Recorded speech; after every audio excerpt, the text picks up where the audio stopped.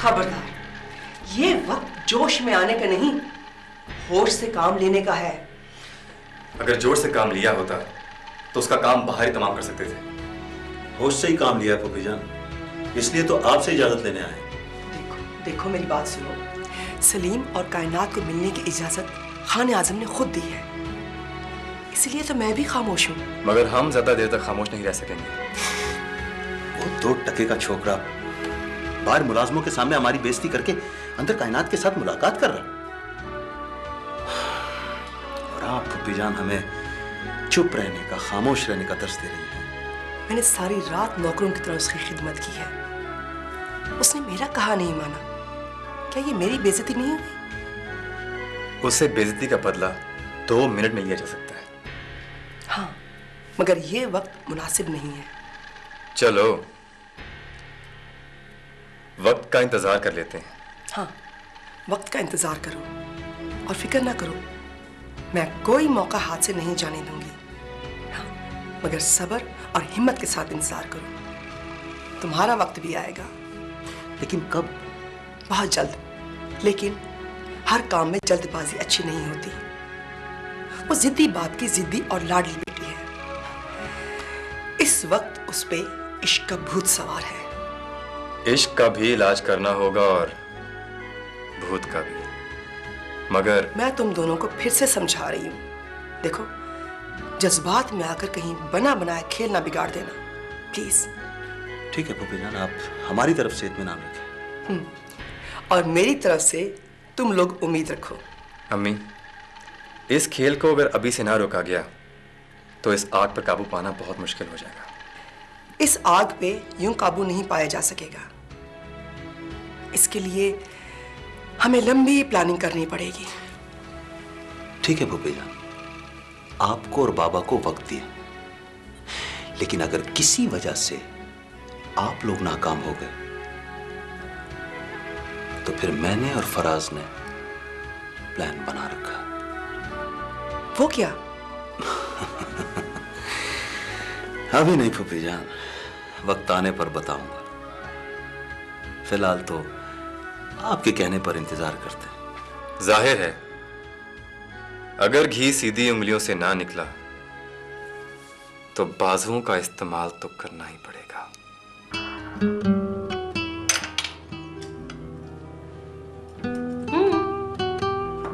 Hello.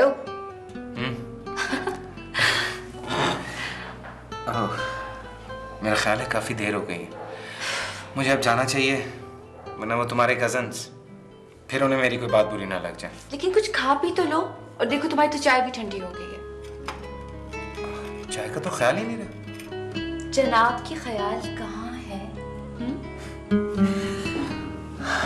मैंने कहा था ना, तुम्हें देखते देखते जी भर जाए, फिर कुछ खाने पीने का सोचो। अच्छा, मैं आपके लिए एक और चाय बना। नहीं, बस मैं अब जाऊंगा। जाने से पहले मेरी ख्वाहिश पूरी कर दो। क्या? मुझे खुदा हाफिज कहने के लिए दरवाजे तक मेरे साथ चलो। क्या ये ख्वाहिश है? ख्वाहिश भी है, और मैं तुम्हें चलता हुआ भी देख लूंगा। मैं आई स्वेयर मैं अब ठीक हूँ। खामोश है सारा जहां, खामोश।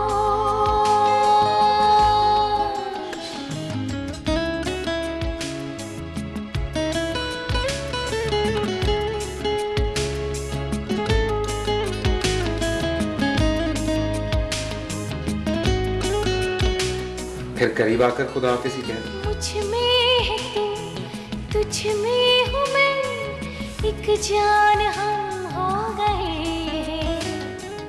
अब तो इतना करीब आ चुकी हूँ दिन की खबर खुदा हाफिज ना रात की। That's good. Okay.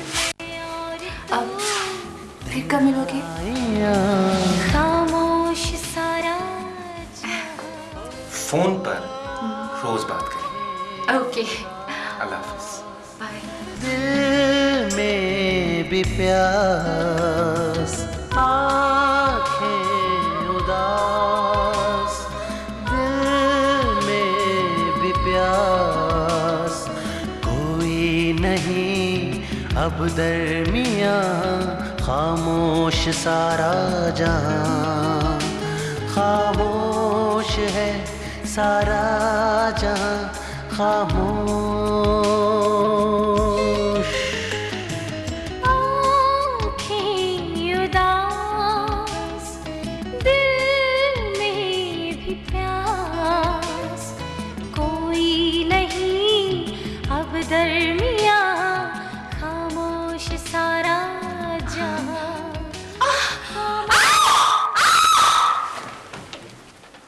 या अल्लाह, ये क्या हुआ? ये तो कायनात की आवाज थी। कहीं फिर तो नहीं गिर गई? अल्लाह करे ऐसा ही हुआ हो। आओ देखते हैं।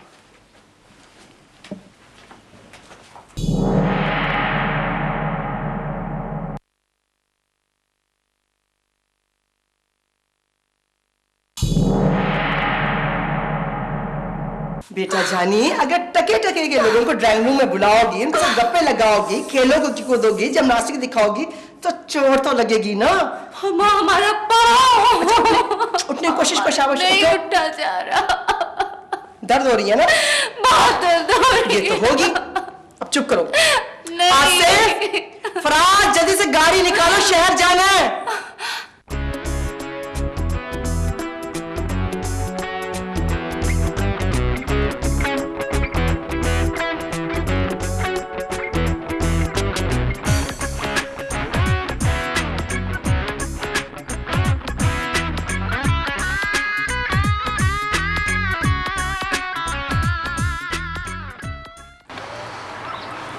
मोअज़्ज़िज़ हाज़रीन, आज की मीटिंग मैंने महकमा जंगलात के ऑफिसर की हैसियत से नहीं बल्कि एक आम शहरी की हैसियत से बुलाई है।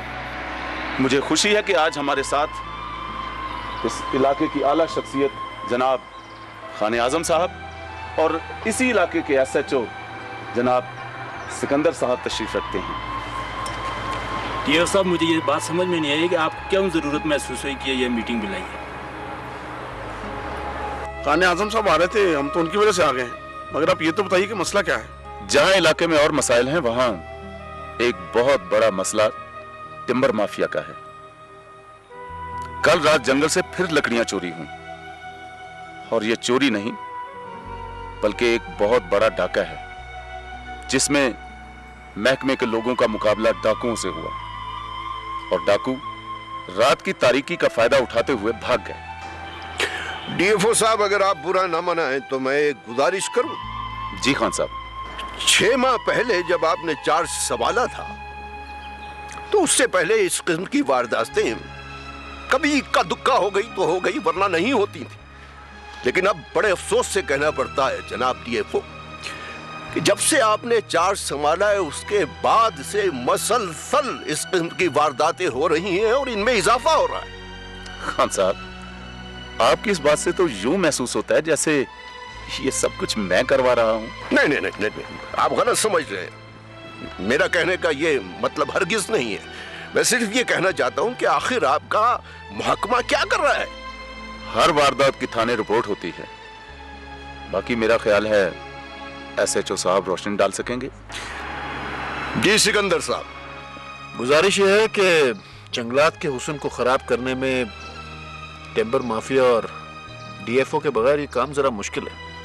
तो गोया DFO के बाद इस काम के फिर आप जिम्मेदार हैं? जी हाँ, हम लोगों को रिश्वत दिए बगैर ये काम जरा मुश्किल होता है। SHO साहब, आप क्या कहते हैं? जी बिल्कुल, हम दोनों के अलावा एक जिम्मेदारी और भी आती है और वो है मकामी लोगों की। मकामी लोगों की आप फिक्र ना करें, उनकी जिम्मेदारी मेरी है। आप बात कीजिए।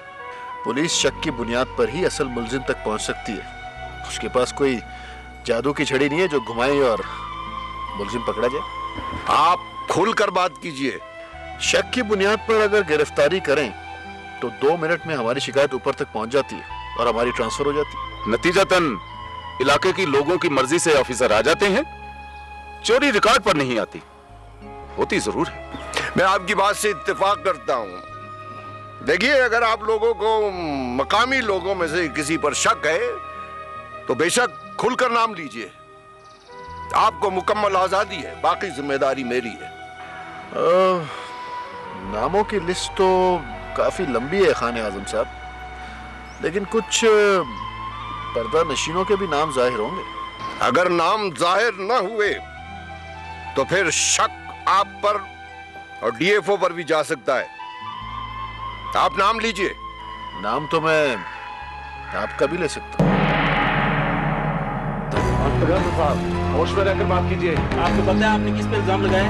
अब तक तो चोरी हो रही थी, मगर इस बात की वजह से कत्ल भी हो सकते हैं। बैठ जाओ, बैठ जाओ। अब मैंने तो मिसाल दी थी, आप लोग तो नाराज हो गए। आपसे मुराद आपका भाई, आपका भतीजा, आपका भांजा। मेरा मतलब है कि ये सारा इलाका आपका है, आपके रिश्तेदार वगैरह ये लोग भी तो हो सकते हैं। आपकी दलेरी पर मुझे खुशी हुई इंस्पेक्टर, मगर गवाह और शवाहिद पर ही बात हो सकती है।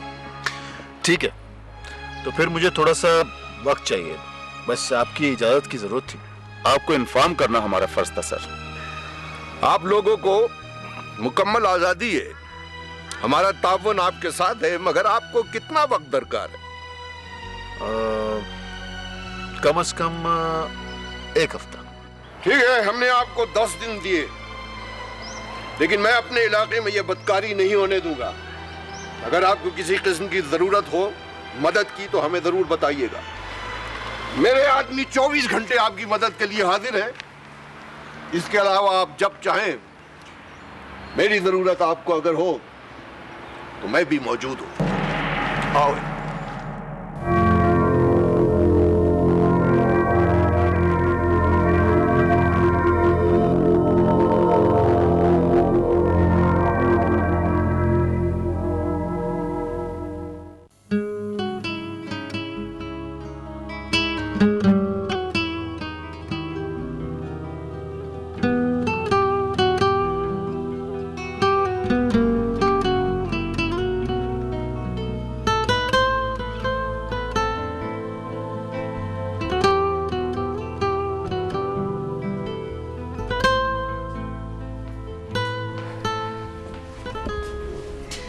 डॉक्टर साहब खैरियत तो है? बड़े चुप चुप हो। मैं एक्सरे देखते हुए क्या पसलियों से बातें करूं? वाह वाह वाह, बोले बोले, कफन फाड़ कर बोले।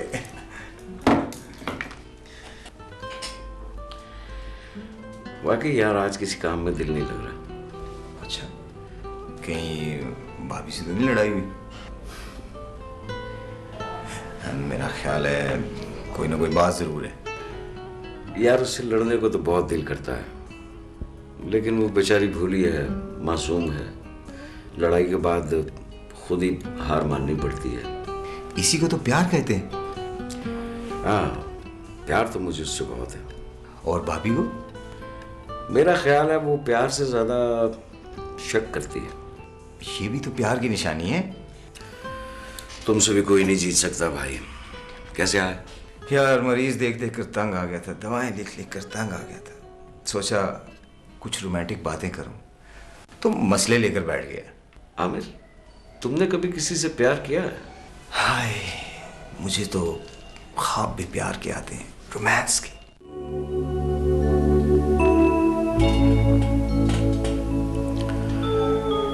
एक बात तो बताओ, तुम्हें ख्वाबों पर यकीन है? हाँ, ख्वाब सच्चे भी होते हैं, मगर ख्वाब सिर्फ ख्वाब होते हैं, ख्वाब व ख्याल। आमिर, ख्वाब में मैंने एक मरीज बच्चे को देखा और दूसरे दिन वाकई उसने मेरे हाथों में दम दे दिया। फिर कल रात ख्वाब में मैंने अपने ससुर को देखा।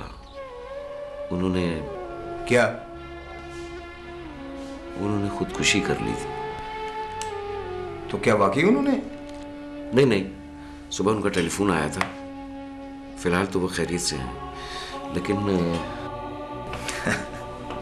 तो फिर इंतजार करो। अगर वाकई उन्होंने खुदकुशी कर ली ना, तो हम तुम्हें डॉक्टर से ज्यादा पीर मान लेंगे और फिर तुम्हारा एक बड़ा अच्छा सा मजार बनवाएंगे और उसके ऊपर जमेरात की जमेरात कवालियां होंगी।